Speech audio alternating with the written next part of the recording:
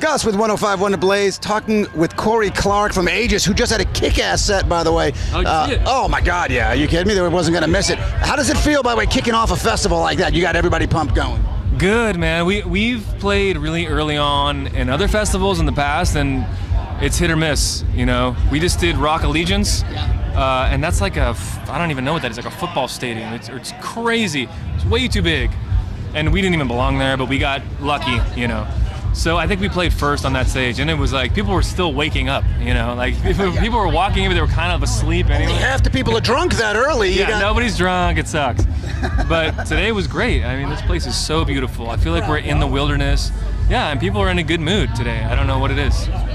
You guys are played a big part of that, I would assume, because it just started. So now, early day one of Aftershock, you guys are already done with what you have to do. Do you get to go around and listen to some music and stuff your face at the food trucks like everybody else, or is it all business? No, man, you're right. That's the good thing about playing early, is that we're done, and now we get to go see the bands we want to see, and we went to the catering and ate, and we're good. We're good to go. Perfect. First of all, okay, before we get to the bands you want to see, what'd you stuff your face with? Ooh, they have a lot of stuff over there in that tent back there. There's, I had chicken parmesan, is what I had, with some little, I don't know, they were actually big, like mini zucchinis or something. They were delicious. It's good to be in the band, isn't it? Most of the time it's Taco Bell and, you know, McDonald's and, We know well. Being on the road is like, you don't get that great of choices all the time. Okay, now let's get to the music. So what bands are you looking forward to seeing here now that you guys are done? Oh, good question. Well, we just played with that thing I was talking about, Rock Allegiance, a couple of weeks ago, or whatever it was, a couple weeks ago. And I got to see Slayer for the first time. So, I mean, that was like, check that off the list. So today I really want to see Baroness.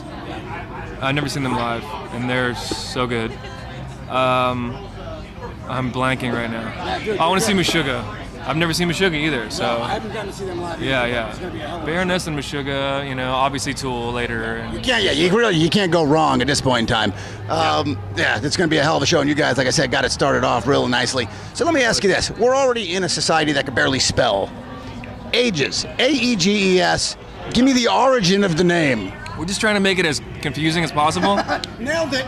Yeah, that's the only answer I'm gonna give you. No, okay. So I joined this band after the first record, so it was already an established thing. They had the name. It was originally spelled normal, Aeges.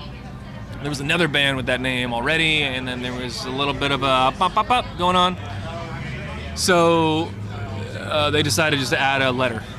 Really? Yeah, that's it. So it was more of a legal issue than anything else. Yeah, it was more of a logistics, legal, stupid thing. Yeah.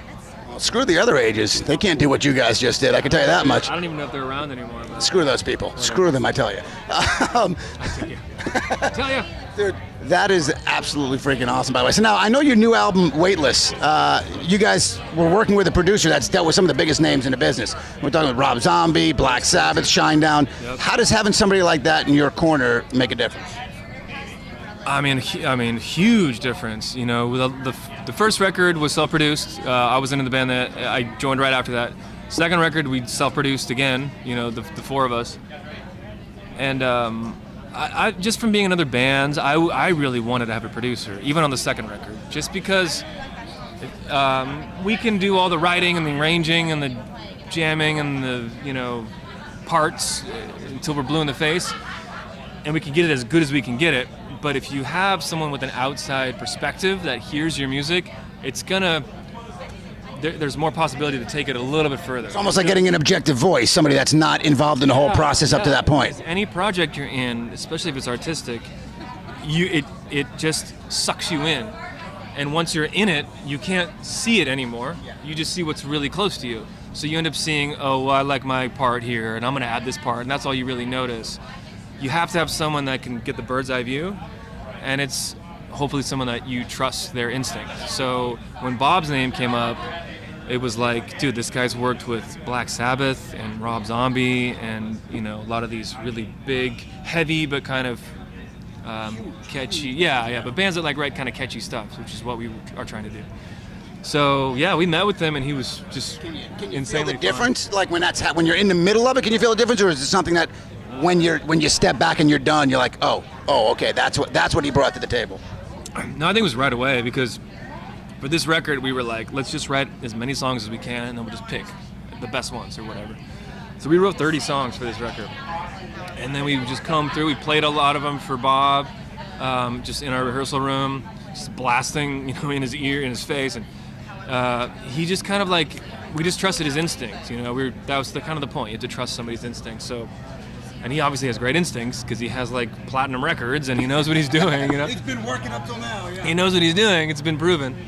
So we kind of went into with that mindset, like we'll just throw all these songs at him, and whatever sticks out to him, we'll let him kind of choose, and we'll give him our favorites or whatever. And a lot of our favorites were his favorites too. So there was some obvious stuff, but then there was also some shit where we got into the weeds a little bit, and but no, right away, he would be like, oh, well, on the second chorus, you're doing this thing vocally, and it's distracting me from this thing, or you're not doing enough here, and then, oh, yeah, you're right. I just didn't ever see that, You don't see, like you said, when you're in the middle of it, but an outside voice. It's perspective. That's huge. It was huge, yeah, and I'd like to keep working with producers because of that reason, But we're very self-contained in the way we write. Me and Kemba both write alone, and then also together, but we write a lot alone, and we'll send each other ideas, and then sometimes we'll finish those ideas from the other person. And then we all get in the room together and start jamming on it and doing arrangements, and Mike and Tony really give us, their input, and everybody kind of goes from there. And then you play the song over and over again, and it kind of evolves a little bit, and then you record it. Or then you let someone else say something, like a producer. So that's, you know what I mean? It's like another layer. And I think a lot of bands aren't doing that anymore because it's so easy to record yourself. And everybody has a computer, you can do that. Because of the technology, you think almost people have gotten away from getting that extra voice because they figure, we could just do it ourselves. Yeah, and it's cheaper, you spend less money on it, but to me, I don't know. I think not everybody needs a producer. I mean, Sting doesn't probably need a producer or whatever, but to me, that's another layer of a record. And nowadays, like, everybody's heard so much music, and there's so much out there for you. I feel like you want to give your music the best chance you can, so I want to have another input, And that's what I think producer is. You know what? We'll let you get out of here, but one last question for you. Yeah. Best concert you've ever been to that you did not play in? Probably Muse. I saw Muse on what record was it? The really huge one. One of the really huge ones. Huge ones, yeah. I can't remember the name of it, but I mean, that guy, dude, that singer guy, he's an insane guitar player, amazing singer. And at one point in the set, they rolled out on stage a grand piano. They just rolled it out on stage with the spotlight, and then he just proceeded to do his classical chops, like. Really? And the video, they had like video for almost every song. It was amazing. It was the best show I've ever seen in my life. You start wheeling out a piano in the middle of a set, you're like, something's happening right now. They opened the lid up and everything. It was just him playing piano and singing, and I was like, whatever, dude. That is. Don't quit yet, man. We just watched your set. That was awesome. Aeges, we can't wait to see you in Fresno. Thank you, brother. Right on. Be good, my man.